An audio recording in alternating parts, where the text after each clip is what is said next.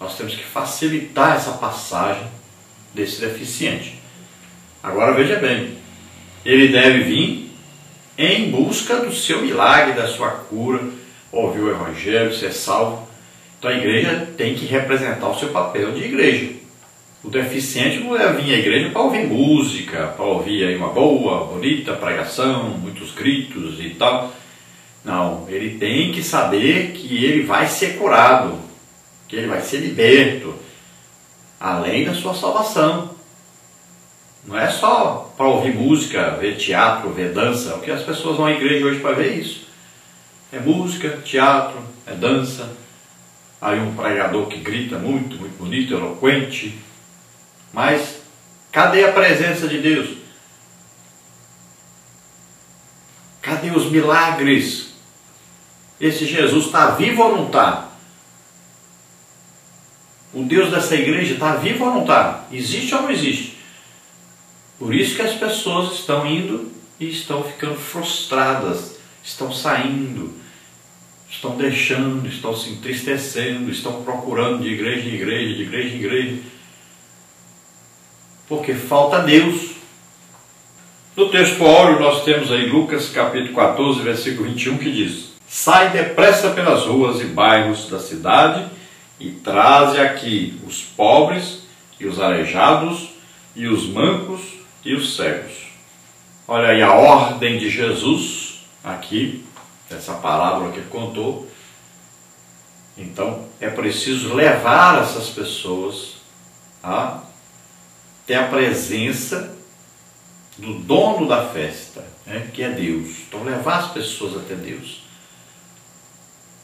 E aquela festa era um convite. Aqui representa o quê? Um convite da salvação. Um banquete da salvação.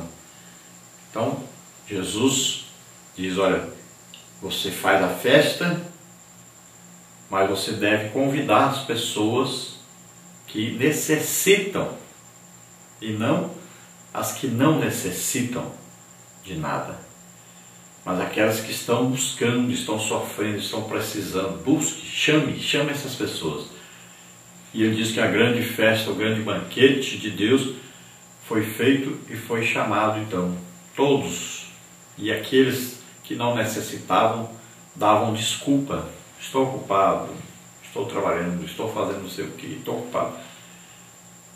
Mas a ordem do dono da casa é chame todos que encontrar pela rua. Chamaram, ele diz, ainda tem lugar, chame agora aqueles que não têm como se locomover. Traz esses também. Eles precisam vir, precisam ter acesso. Então nós temos que fazer isso. Temos que trazer, temos que facilitar o acesso dessas pessoas. Temos que fazer tudo o que for necessário para trazer todas as pessoas para ouvir o Evangelho. Nós devemos ir também até as pessoas. Então existem aí as clínicas, né? Existem aí os lugares onde nós devemos ir visitar essas pessoas, que muitas delas não podem vir até a igreja. Então nós temos que ir até elas. Facilitamos o acesso à igreja, o acesso até nós, né? E nós vamos também até as pessoas. É o trabalho da igreja, ir aonde essas pessoas estão e levar o quê? Não só a palavra, mas levar a presença de Deus, o poder de Deus. Eles devem ser curados. Não é só eles ouvir o Evangelho, mas eles vão ter o quê? Um milagre de Deus. Vão ter o quê? A operação de Deus nas suas vidas. Então nós temos que ser igreja, funcionar do jeito que tem que funcionar. Jesus, quando organizou aí os 70, ele diz, vocês vão andar aí pelas casas, vão expulsar demônios, vão curar os enfermos. É a obrigação nossa de fazer isso. Nós fomos enviados por Jesus, mas nós vamos pregar o Evangelho, mas nós vamos aí expulsar os demônios, nós vamos curar os enfermos. É nossa obrigação. Nós estamos vivendo uma época que a igreja acha que ela é apenas aí assistencial. Dá uma assistência às pessoas, dá roupa, dá comida, dá até remédio, cadeira de roda. É muita coisa. Só o material. Estamos aí fazendo obras de assistência social. Mas o que se espera realmente da igreja é que a igreja vá, não só pregue o Evangelho, não só ajude as pessoas, mas leve o quê? A presença de Deus. Leve a cura, os milagres. Jesus não andava distribuindo remédio para as pessoas, roupas para as pessoas. O que ele fazia era curar as pessoas. Fazia milagres. Nós estamos dando uma torcida aí no Evangelho, não é? Então nós temos que levar Deus, a presença de Deus. As pessoas vão ser salvas, vão ser curadas, vão ser libertas, aí vão poder trabalhar, se sustentar sua família. Verdade prática. A evangelização que não inclui as pessoas com deficiência é incompleta e não expressa plenamente o amor de Deus. Então veja bem, a evangelização completa, ela deve pregar o Evangelho a toda a criatura, sem excluir ninguém. Então aí entram as pessoas com deficiência. Lembrando que o Evangelho completo, ele tem o quê? Ele tem pregação da palavra de Deus, ele tem o quê? Sinais, prodígios, maravilhas, milagres, que acompanham essa pregação. Lá diz que os discípulos o quê? Em Marcos 16 diz que eles saíram pregando o Evangelho. E o Senhor cooperava com eles, com sinais, prodígios, maravilhas. Olha aí. Então nós estamos vivendo um Evangelho diferente. Muitas vezes excluindo pessoas com deficiência. E parece uma coisa proposital, porque não tem o poder de Deus, não acredita no poder de Deus, não estão orando, não estão jejuando, não estão estudando a Bíblia, não têm confiança em Deus, fé em Deus, não acreditam nas coisas de Deus, não acreditam que podem ser instrumentos de Deus porque vivem em pecado, e aí não ministram a parte que é importantíssima, que é 50% do Evangelho, que são os sinais, prodígios, maravilhas e os milagres. Vamos ver a leitura bíblica em classe, está em João capítulo 5, do versículo 1 ao versículo 9, que diz: Depois disso havia uma festa entre os judeus, e Jesus subiu a Jerusalém. Ora, em Jerusalém há, próximo à porta das ovelhas, um tanque chamado em hebreu Betesda, o qual tem 5 alpendres. Nestes jazia grande multidão de enfermos, cegos, coxos e paralíticos, esperando o movimento das águas. Porquanto um anjo descia em certo tempo ao tanque e agitava a água, e o primeiro que ali descia, depois do movimento da água, sarava de qualquer enfermidade que tivesse. Estava ali um homem que havia 38 anos se achava enfermo. E Jesus, vendo este deitado e sabendo que estava neste estado havia muito tempo, disse-lhe: Queres ficar são? O enfermo respondeu-lhe: Senhor, não tenho homem algum que, quando a água é agitada, me coloque no tanque, mas, enquanto eu vou, desce outro antes de mim. Jesus disse-lhe: Levanta-te, toma a tua cama e anda. Logo aquele homem ficou são e tomou a sua cama e partiu. E aquele dia era sábado. Então, olha naquele tanque de Betesda, né? Sempre a palavra é Bet, né? Casa, que é essa daí de misericórdia, né? Então, casa de misericórdia. Havia então aquele tanque e as pessoas que estavam enfermos ficavam ali, em volta, esperando o quê? Esperando a agitação das águas. E naquele dia, aquele que curava estava ali pessoalmente, Jesus mesmo. E ele sabia, aquele homem ali, 38 anos o homem estava ali.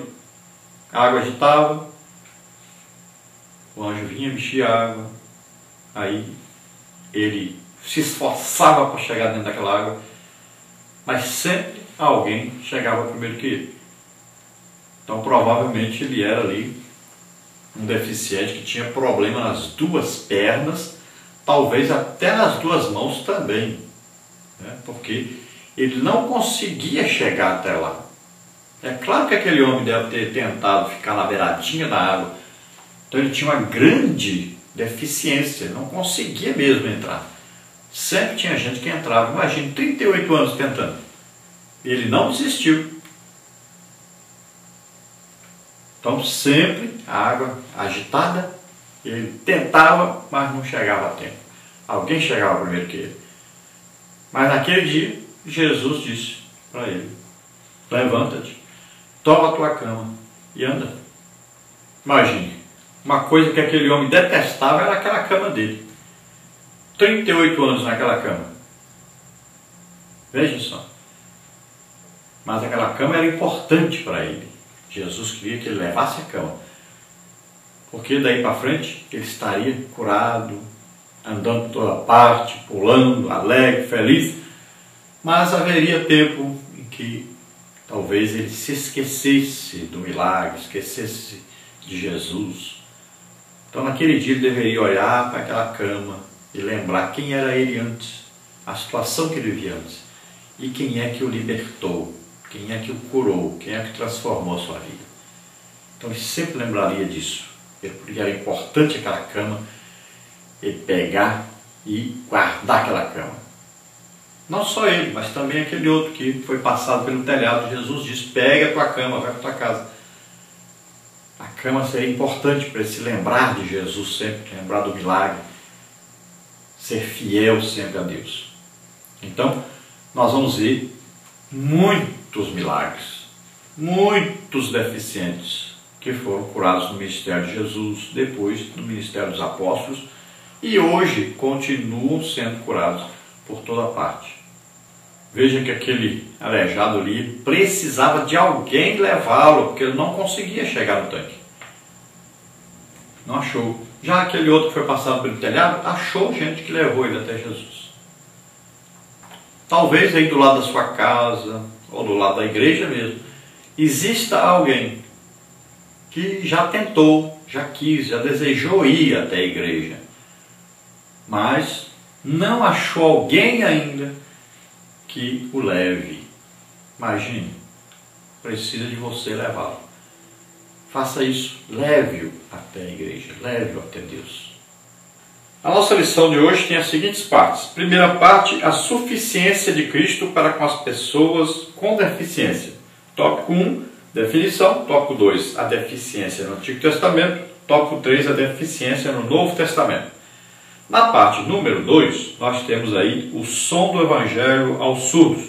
Tópico 1, conduzindo os surdos a Jesus. Tópico 2, a integração dos surdos. Na parte 3, nós temos a visão de Cristo aos cegos. Tópico 1, conduzindo os cegos a Cristo. Tópico 2, discipulando os cegos. Na parte 4, nós temos aí os paralíticos vão ao encontro de Cristo. Tópico 1, conduzindo os deficientes físicos a Cristo. Tópico 2, acesso facilitado. A introdução aí diz o seguinte: as águas de Betesda eram de vez em quando agitadas por um anjo de Deus. Quando isso acontecia, o primeiro enfermo a descer ao poço era imediatamente curado. Nessa expectativa, havia ali uma multidão de coxos, mudos, surdos e cegos. Cada uma daquelas pessoas com deficiência tinha alguém para baixá-la às águas. Mas o enfermo com quem Cristo falou não tinha ninguém para ajudá-lo. Então o próprio Senhor tratou de incluí-lo em seu reino, salvou-lhe a alma e curou-lhe o corpo. Existem muitos que não podem ver, não podem falar, ouvir, andar, e às vezes não conseguem atinar com a razão. Por isso, como igreja do Senhor, precisamos alcançar aqueles com deficiência. Então, pensando nesses com deficiência, que nós vamos estudar então essa lição e vamos ver que nós precisamos facilitar o acesso das pessoas ao Evangelho e também o que? A cura, ao milagre. Precisamos facilitar, precisamos ir onde estão, precisamos trazê-los para a igreja. O normal seria que todas as congregações da igreja, toda a igreja, tivesse ali na sua congregação alguém, pelo menos aí uns 3, 4 ou 5, que tivesse o dom de curas, que tivesse também o dom dos milagres. Isso deveria ser normal na igreja. Normal. Olha lá, Paulo diz para os coríntios: nenhum dom vos falta. Olha lá,